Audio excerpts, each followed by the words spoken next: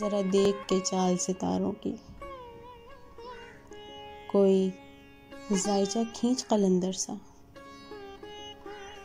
जरा देख के चाल सितारों की, कोई जायचा खींच कलंदर सा। कोई ऐसा जंतर मंतर पढ़ जो कर दे वक्त सिकंदर सा। कोई चिल्ला ऐसा काट के फिर कोई उसकी काट ना कर पाए। कोई ऐसा दे तावीज़ मुझे, वो मुझ पर आशिक हो जाए।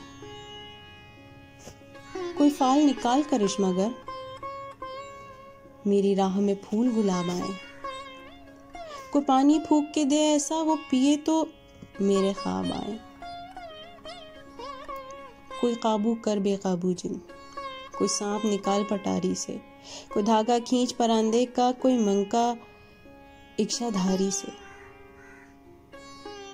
कोई ऐसा बोल सिखा दे ना, वो समझे खुश गुफ्तार हूं मैं। कोई ऐसा अमल करा मुझसे, वो जाने जानिसार हूं मैं। कोई ढूंढ के वो कस्तूरी ला, उसे लगे मैं चांद के जैसा हूं। जो मर्जी मेरे यार की है, उसे लगे मैं बिल्कुल वैसा हूं।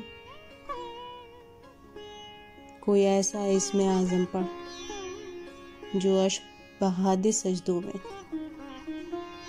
और जैसा तेरा दावा है, महबूब हो मेरे कदमों में। पर आमिल रुक, एक बात कहूं, ये कदमों वाली बात है क्या?